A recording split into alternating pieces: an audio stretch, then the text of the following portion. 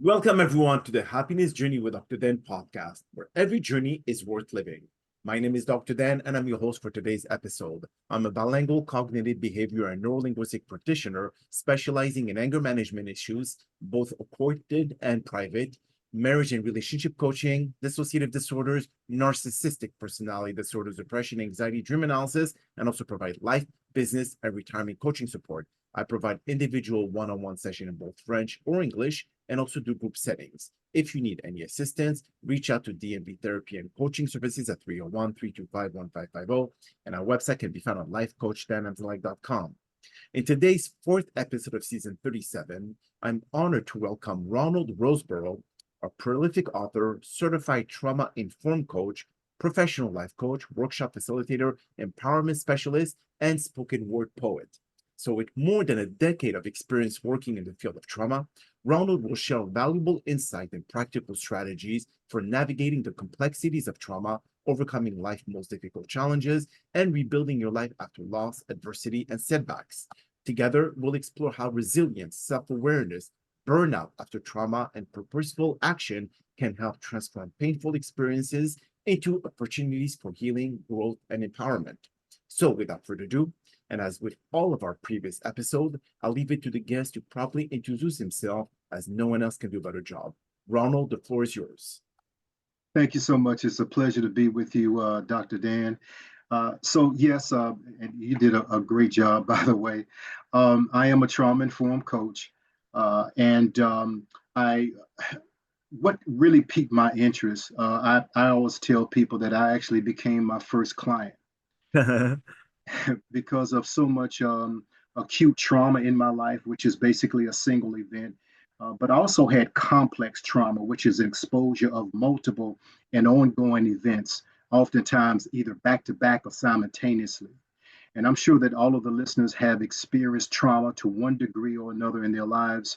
But also for men, especially, uh, we have come to a realization that it's better to medicate the trauma or to ignore the trauma than to face off and to deal with the trauma until it actually explodes into a way that makes it almost irreparable damage. I became my first client and have gone through many episodes of, again, trauma in my own life. And so it's just basically just, it was a catalyst to point me in the direction, not of a job nor a career, but my calling, and that is to be a trauma informed coach for specifically men. And so that's where I am now, and that is pretty much my journey. Well, first of all, thank you so much for being here today, Ronald. And I think, especially now, what's going on in our society, with everyone dealing with their own version of trauma, either it being generational or childhood or something that happened in their lives, either physical or mental or anything of that sort. We see more and more people seeking the help of professionals to be able to kind of at least direct them into a path that will be different from the one that they're living right now. And guests like you actually provide valuable insight that could actually at least provide them with some tools that they can utilize and hopefully be consistent with them. Because here's the thing, we are in a society of instant gratification. We want things to happen immediately. I mean, generational trauma or childhood trauma cannot be erased immediately. We need time. We need time to heal. We need time to acknowledge what we have, be self-aware of our trauma, and know exactly how to tackle it and be able to be patient enough so we could see progress in the long term. So, in your case, Ronald, was it childhood trauma that caused you from dealing with the life challenges that you faced, or was it another type of trauma? Yeah, so let's unpack this. Great question, Dr. Dan. So, as I indicated earlier, I had multiple episodes or events of trauma. I can't just point to just one particular trauma, but layers of trauma that I had to basically just unravel to find who I truly am, which is the most important part of my existence. So we would have to go back to childhood, where most of the trauma actually begins for most of the general population. Grew up in a two-parent household My father was physically present, but emotionally, psychologically, and spiritually absent.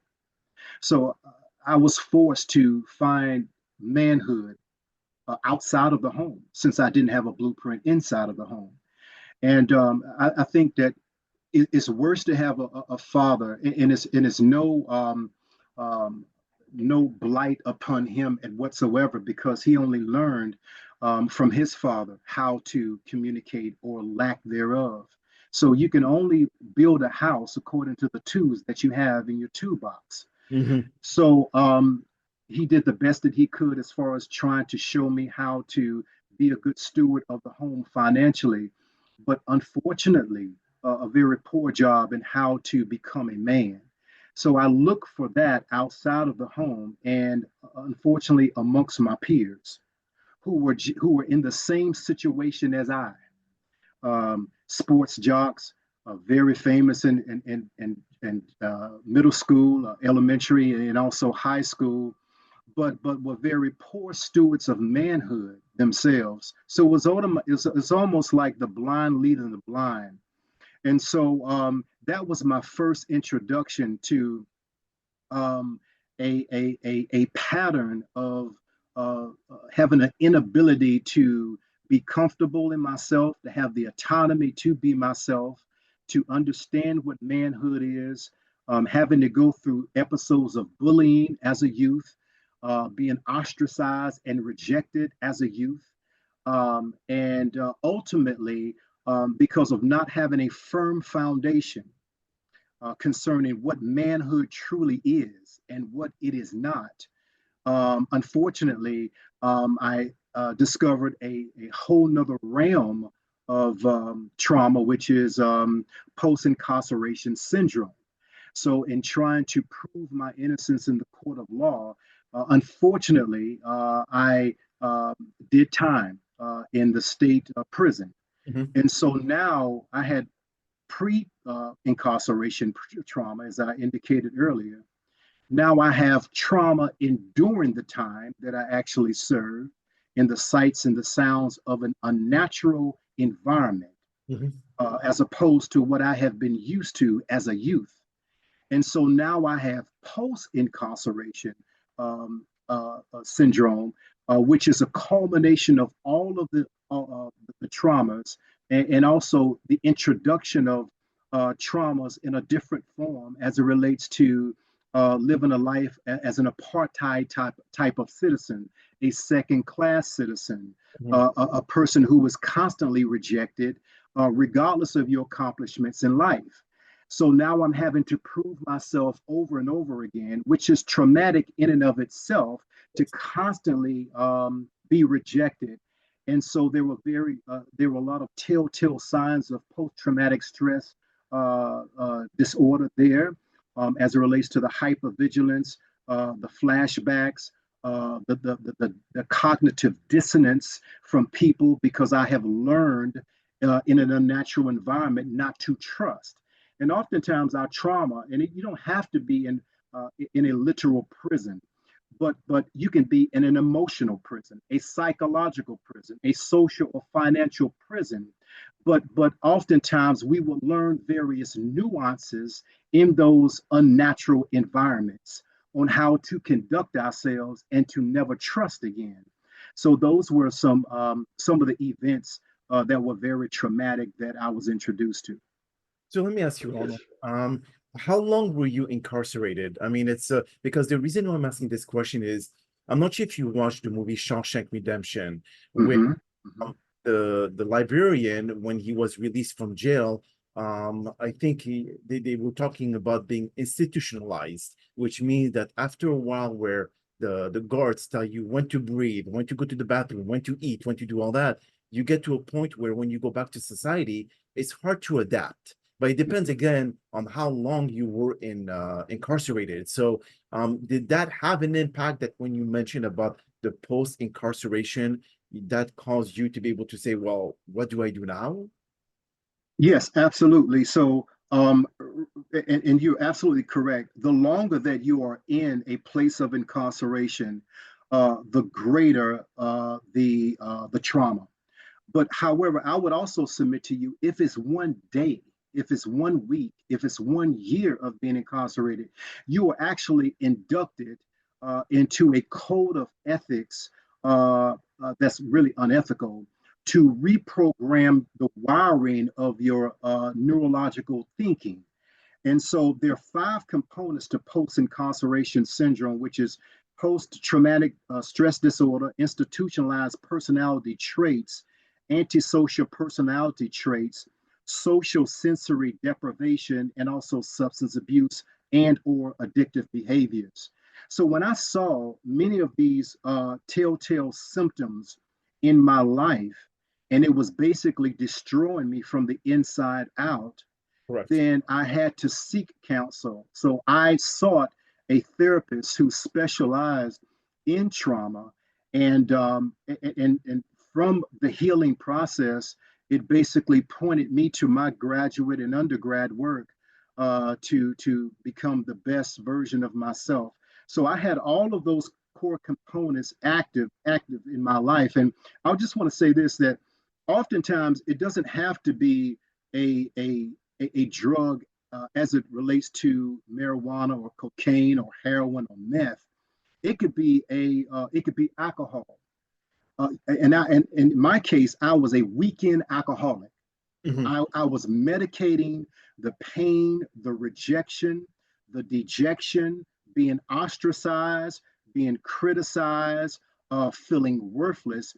And I would drown myself every weekend, though I did not drink through the week. So I think that that is a very deceptive tool that we oftentimes will adapt to basically use it as a form of escapism.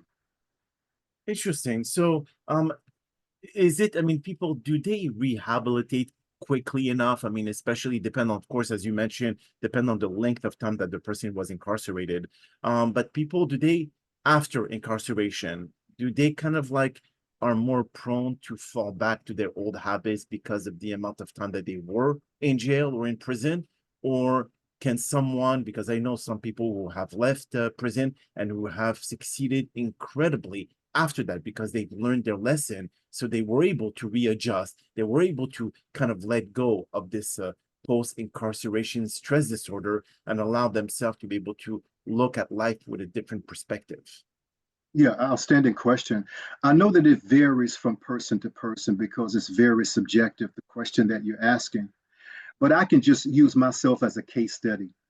Um, and there, I've met many people, and I would just say this, there are many people today, you may see them in Starbucks, you may see them in church, you may see them, it may be the next cubicle over in your place of employment. There are many people that have committed a crime that are guilty that are free. There are some people that did not commit a crime and they are incarcerated.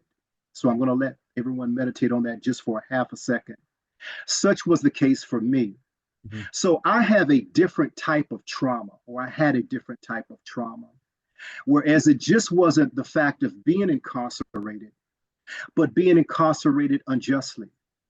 So Mhm. therefore, the circuitry of my brain had to change because of so many different dynamics. Number one, being falsely imprisoned, taken away from the daughter that I was raising at the time of my incarceration, being taken from my family, and I was ultimately the breadwinner for my grandmother who ultimately passed away, and I was unable to make it to a funeral because I was incarcerated.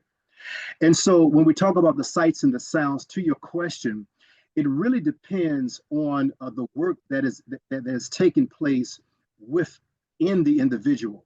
Because prison, by and large, is not an institution. Prison, let me say this again, it is not an institution that is designed to help you heal. It is designed to house you, not to heal you. So for those who may think or believe, and the narrative is that there's some type of transformative behavior that will take place, or that there's some type of rehabilitation, transformation can never be spawned nor can it be housed in a prison. It must come from within that person. Mm-hmm. So, such is the case for me. I am the perfect case study. When I was released, I can't tell you, Dr. Dan, how many times I stumbled and failed. But I had, number one, people around me that believed in me from day one. They understood my character, they understood my integrity, and they refused to allow me to, check this out, self destruct or fall. And so I had a great supporting cast. And also, I had a will to live. There was more to life in my journey on this planet than the horrific experience of incarceration. I just refuse to believe that my entire existence is because of one thing. No, it's greater beyond that one thing. So I had to dig deep. I had to have people in my circle that was on board for my health and my wellness and my state of mind, and that would not allow me to throw in the towel on myself or self-destruct. So I had to go inward, and I had to pray. I had to go back to the manufacturer. If you were the owner of a Mercedes Benz, Dr. Dan, I doubt very seriously if your check engine light went on that you would take it to a Chevrolet or Ford certified mechanic.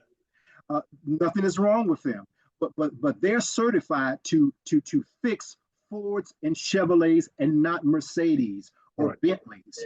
So I had to inadvertently go back to the creator as I began to understand that I am more than what happened to me, and that I am may not be responsible for my trauma injury, but I am responsible for my own inner healing.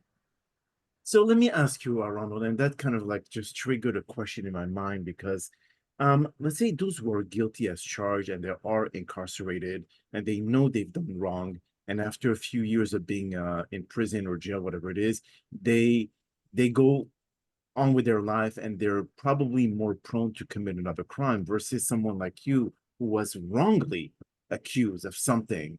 And now you know that deep inside you are a good person. And when you get out or when you got out of jail, you knew that you would continue on with doing good deeds. So your healing journey is much quicker than those who actually were rightfully accused. Yes, absolutely. And you know, to your point, and it's very interesting that you submit that observation and question. You know, for a lot of men that I met on my journey, they've been in and out of prison. So prison has basically become a second home for them, Correct. a revolving door. And so the vast majority of men that I met, they had issues prior to prison. They had vices prior to prison. Mhm. They had trauma injuries that were undiagnosed before prison.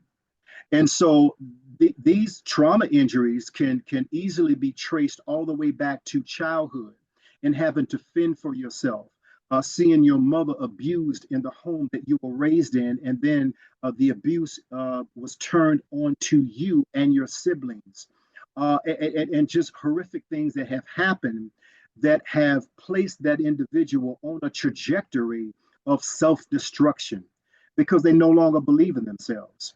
And so, therefore, when you get to a place that you no longer believe in the reality of good, because all that you have been introduced to is bad, then that can certainly have an effect upon your cognitive ability to process that you are greater than your environment.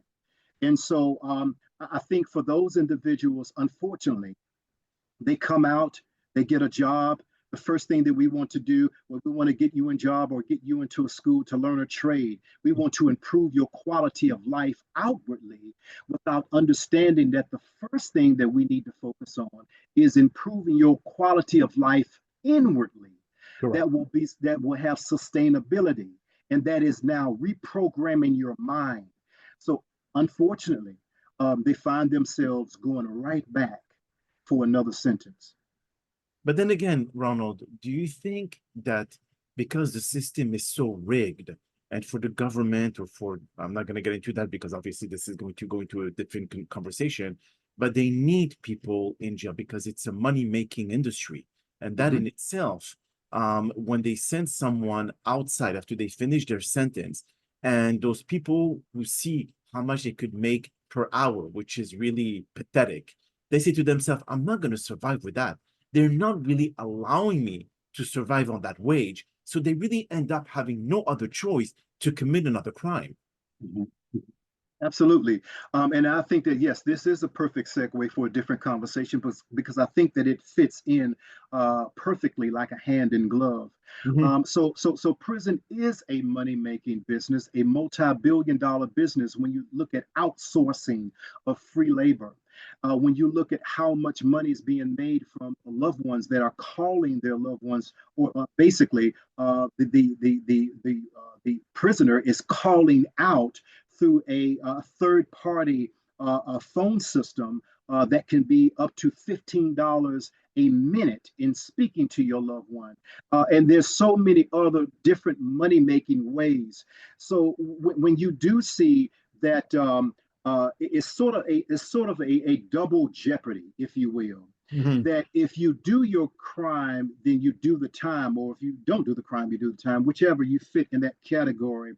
But once the sentence have been lifted, there's another sentence. And I always speak to men. I talk to them about the second sentence. When they say, "Well, no, I've served 5 years or I've served 15 years. I'm done." No, no, no, you're not, because there's a hidden, invisible sentence that the judge did not tell you about, that your attorney did not give you information concerning. It is a sentence of a lifelong stigma that is placed upon you, that wherever you go, you will be reminded of the sentence, not that you finished successfully, but that the sentence that you are currently in.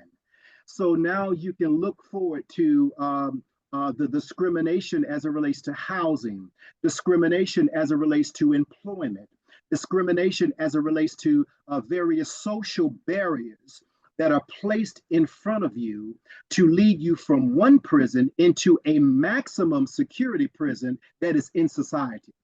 So now you can see how one can become very disgruntled, become very angry, and especially if the post incarceration syndrome it has not been diagnosed. So now we can see how people will self destruct, or they would commit a crime because there is absolutely no hope. Society doesn't want me. And the only ones that do want me is the prison system. And so now it becomes a revolving door intentionally.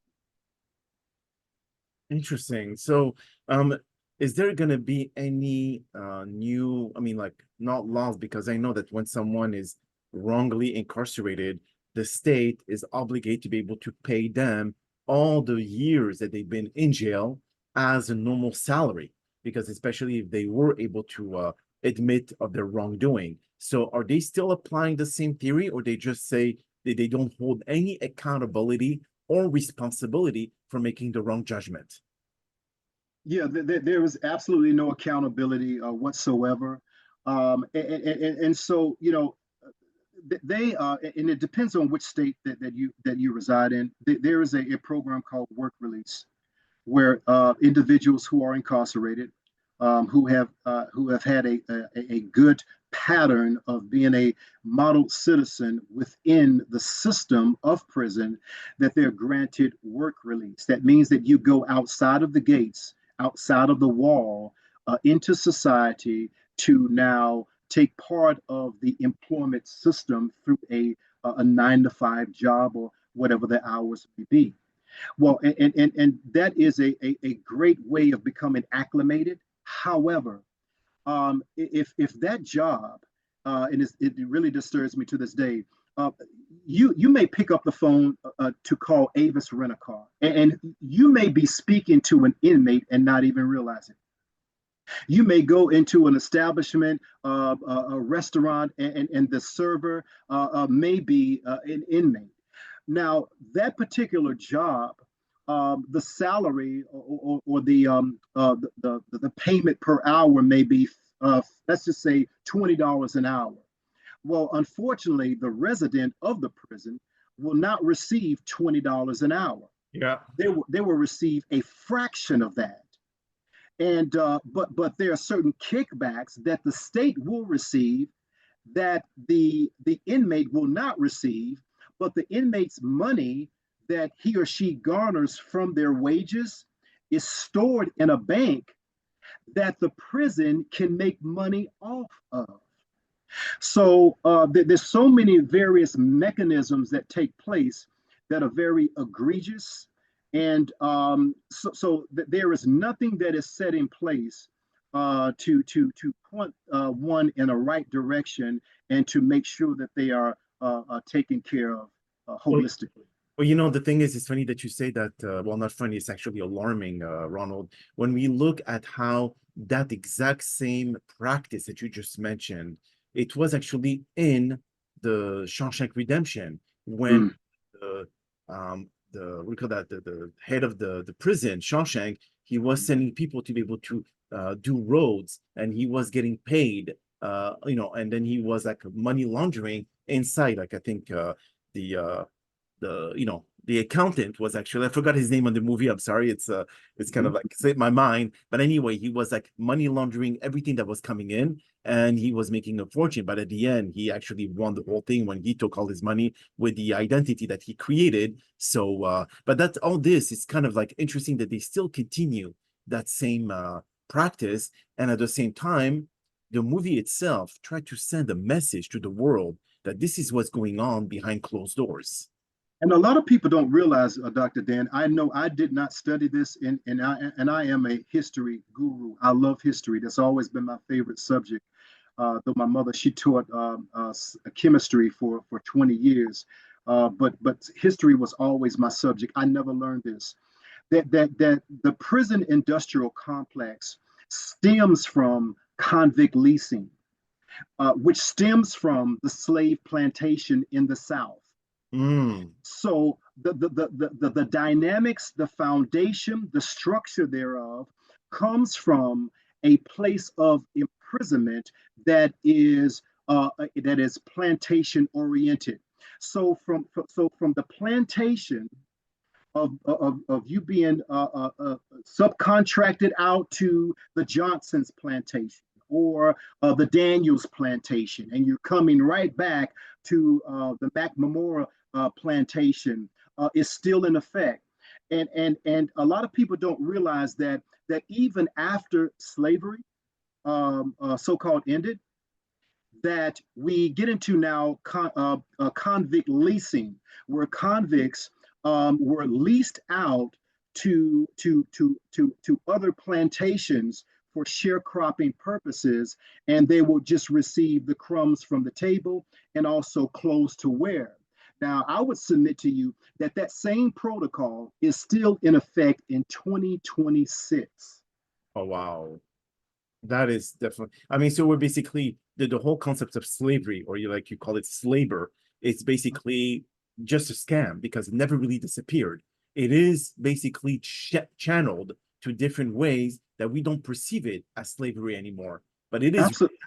Absolutely, and to that point, I would just say this: if you can, if the listeners can wrap their mind around this, that on the slave plantation, that the slave was branded.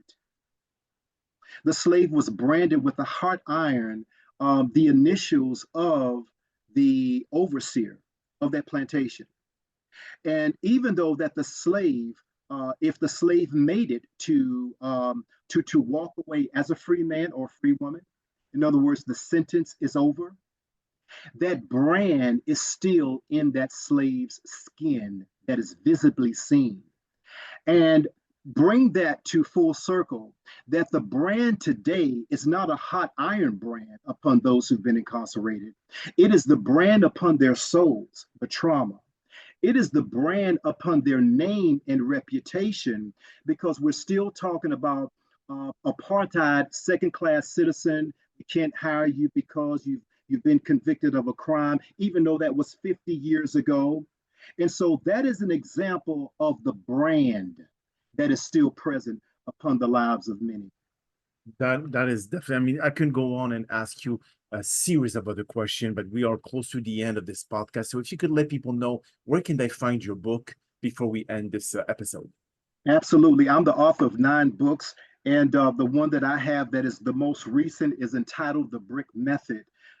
You can go to my website. It's a one-stop shop. If you would like to just set up a free discovery call just to see if there is a connection, I Mhm. would love to take time out with you to develop a protocol, to develop a template that works for you as a man.